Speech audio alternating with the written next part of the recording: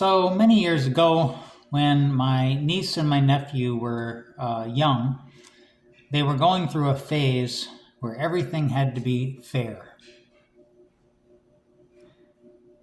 If one kid got something, the other kid had to get it. You know, I remember there was one instance where one of them went to the dentist and they got like a free toothbrush. So of course, mom and dad had to go get another toothbrush because everything had to be fair. And the nice thing about not having kids yourself is that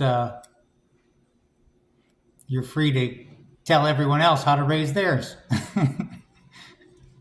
And so, I remember thinking, sooner or later, these kids are going to have to learn that life is not fair. Why are we encouraging this notion of fairness? I don't know where that idea of fairness comes from. What in life teaches us that life is fair? It doesn't seem that life teaches us that things are fair. It's definitely not a biblical virtue. The Bible goes to great lengths, to show that life is not fair and God is not fair.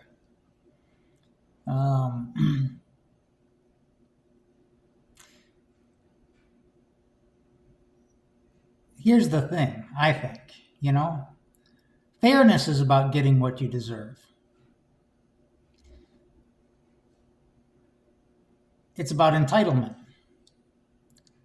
And gratitude and entitlement cannot live in the same house.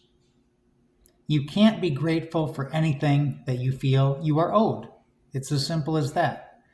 You can't be grateful for anything that you feel you deserve. And fairness is about getting what you deserve. It's about other people getting what they deserve. If I were to list these four things, you tell me which one doesn't belong. Gratitude, generosity, love, entitlement.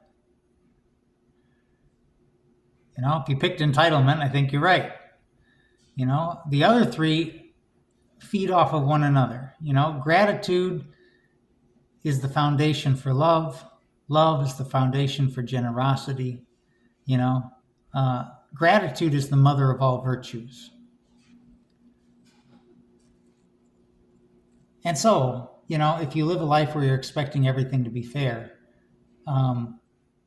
it's hard to feel blessed. It's hard to feel grateful.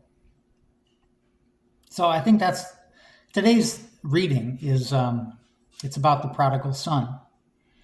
And it's just one of the many instances where I think the Bible goes to great lengths to show that life is not fair. It's about, these two sons who their father gives them their inheritance early, and one of the sons runs off and squanders it on loose living, and then comes back and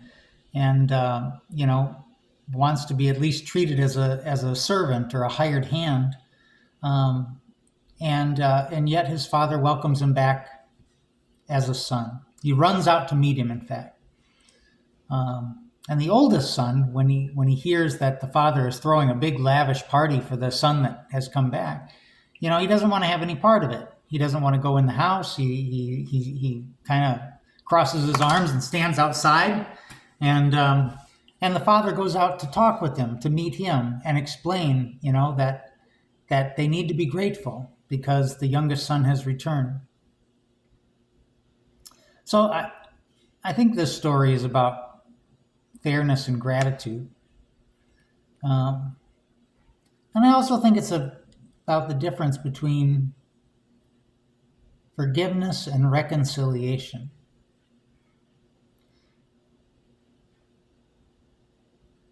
Forgiveness is 100% about you. The other person doesn't have to say they're sorry. The other person doesn't have to meet you halfway. The other person doesn't have to give up their wicked ways. The other person doesn't even have to be alive. for you to forgive. Because forgiveness is 100% about you. It's something that you do for yourself so that you can move on, so that you can let go, so that you aren't carrying around all that bad energy. Reconciliation, on the other hand, is different. With reconciliation, you do need the cooperation of the other party. Reconciliation is not always possible. Forgiveness is much more possible because there's only one party involved. And you can forgive people without reconciling. And you can reconcile without forgiving. Because reconciling just means that the relationship is repaired enough that it can go forward. It doesn't mean that you completely released all past grudges or anything like that. It just means that, the relationship is okay enough, that it can move forward. It's not completely damaged, completely destroyed. So you can reconcile without forgiving. It just, you got to give some, the other person gives some. You might not be happy with the meeting in the middle, but you agree for the sake of relationship. You agree to disagree. So, in this story, the father is really trying to reconcile. He's trying to meet both his sons halfway. The first son comes out to, runs towards him, or is approaching him, and the father runs out to meet him.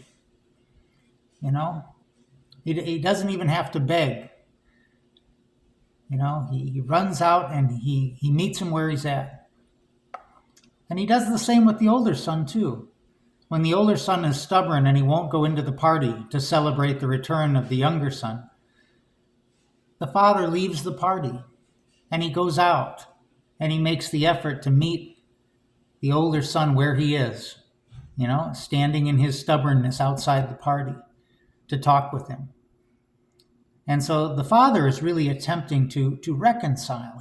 He's willing to meet the sons where they are at, both of them, so that they can reconcile this and live as a family again.